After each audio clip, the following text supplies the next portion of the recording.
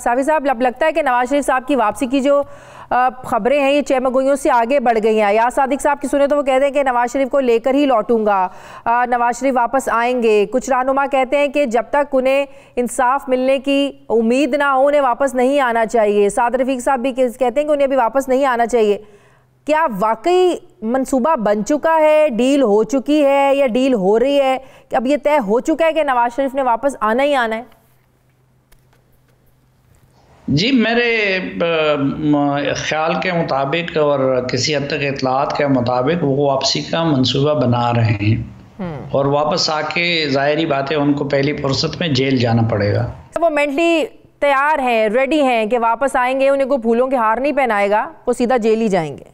जी जाहिर है, लेकिन जेल जाने की भी पाकिस्तान में मुख्तलिफ सूरतें होती हैं। और देखें, इमरान खान साहब जैसे भी हैं लेकिन इस मुल्क के वज़ीर-ए-आज़म की कुर्सी पे तो उनका बिठाया गया है के पास खुफिया एजेंसी की रिपोर्ट्स होती हैं, तो उनकी परेशानी भी बता रही है और जरदारी साहब की परेशानी भी बता रही है, क्योंकि इमरान खान साहब इस बात ये दोनों की परेशानियां बता रही हैं कि नवाज शरीफ वापस आ रहे हैं, क्योंकि इमरान खान साहब इस बात पे मुतमईन होते थे कि उनका कोई मुतबादिल नहीं है।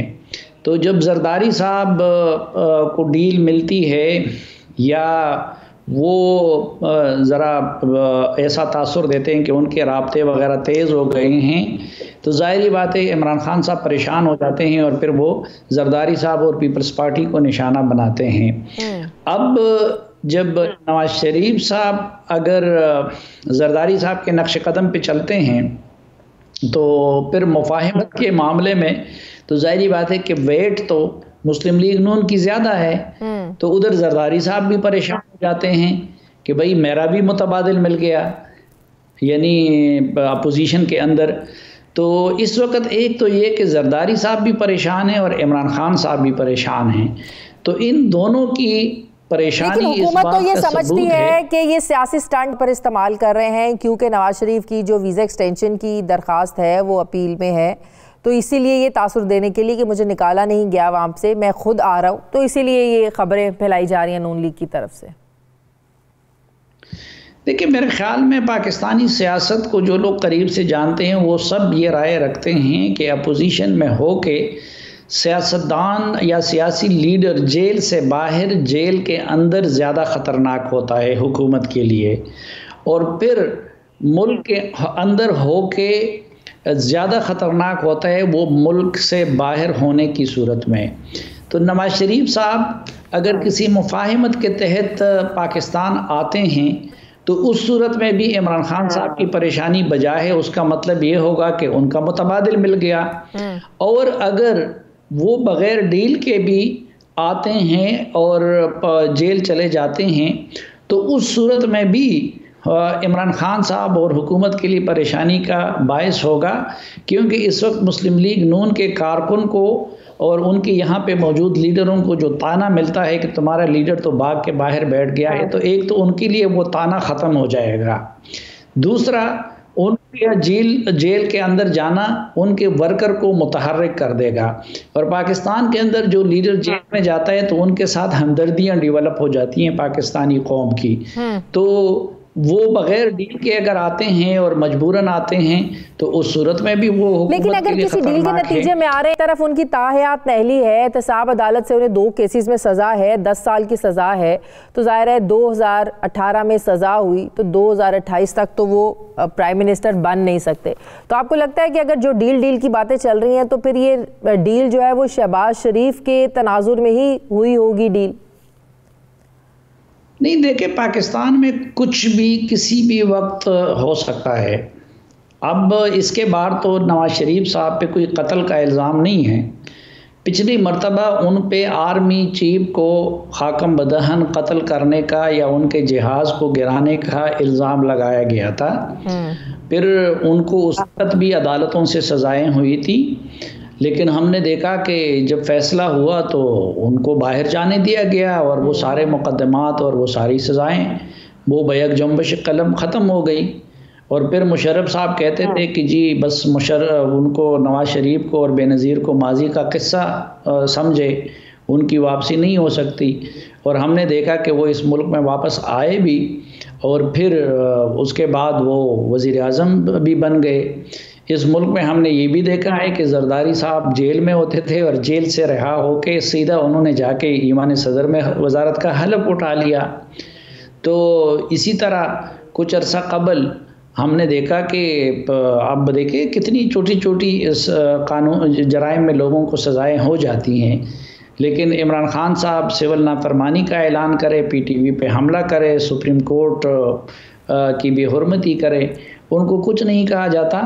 तो पाकिस्तान में बहुत सारी चीज़ें अदालती फैसलों पे भी नज़रसानी हो जाती है। लेकिन क्या नज़र सिर्फ सियासतदानों के केसेस में ही होती है? फिर तो इमरान खान साहब ने सही बात की कि अगर एक मुजरिम ने चौथी दफ़ा आपने उसी को प्राइम मिनिस्टर बनाना है, फिर अडियाला जेल के दरवाजे खोल दे, सारे मुल्क की जेलें दरवाजे खोल दे, बाकियों का क्या कसूर है? नहीं, तो जब तक जहांगीर तरीन साहब के साथ मामलात ख़राब नहीं हुए थे तो उनको भी नाअहली की सज़ा हुई थी ना, और नवाज शरीफ जैसे ही एक जुर्म में हुई थी। तो वो क्या उनके डिप्टी प्राइम मिनिस्टर नहीं थे उस वक़्त? तो इस मामले में तो सबके उसूल एक जैसे हैं। या इस वक़्त उनके साथ कितने लोग हैं कि जो पिछली हुकूमतों में हिस्सेदार थे? आप मुझे बताइए, इस वक्त जुल्फ़िकार मिर्ज़ा साहब की अहलिया वो इमरान खान साहब की कैबिनेट में बैठी हुई है, तो जरदारी साहब का कौन सा जुर्म ऐसा है कि जिसमें जुल्फ़िकार मिर्ज़ा मुलविस नहीं होंगे? वो माली मामलात से रिलेटेड हो या कराची में बाकी बदइंतज़ामी से मुतालिक हो। इसी तरह खिसरो बख्तियार साहब वो पिछली हुकूमत का हिस्सा नहीं थे। उमर अयूब साहब वो पिछली हुकूमत में इमरान खान साहब से ज़्यादा नवाज शरीफ के मदसरा नहीं थे।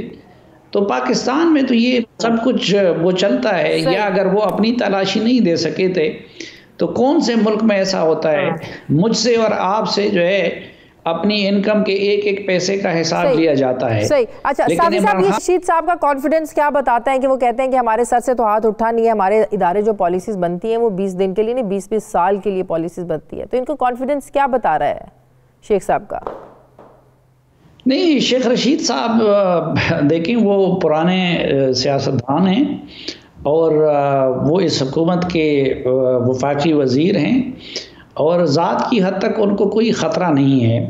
वो अभी भी एक सीट के वज़ीर हैं और जिस तरह इमरान खान साहब ने कहा था कि मैं इनको अपना चपरासी भी नहीं रखूंगा, लेकिन आज उनको अपना वज़ीर दाखिला बनाया हुआ है। तो शेख रशीद साहब के लिए किसी भी सूरत में परेशानी की कोई बात नहीं होती। वो हर दौर में अपने आप को एडजस्ट कर सकते हैं।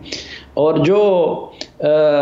जो इमरान खान साहब जिन हलकों के बल बोते पे अभी तक इतराते फिर रहे थे, तो उनके सर से तो हाथ उठ सकता है, लेकिन शेख रशीद साहब की वो हैसियत मुस्तकिल है। लेकिन शेख साहब फ्रेंड्स यही बता रहा है कि हाथ उठेगा नहीं, लेकिन हुकूमत इतनी बुखलाई हुई क्यों है? ये तो शेख साहब बात कर रहे थे कि हमारे सरों पे हाथ है, हुकूमत क्यों इतनी बुखलाई हुई है?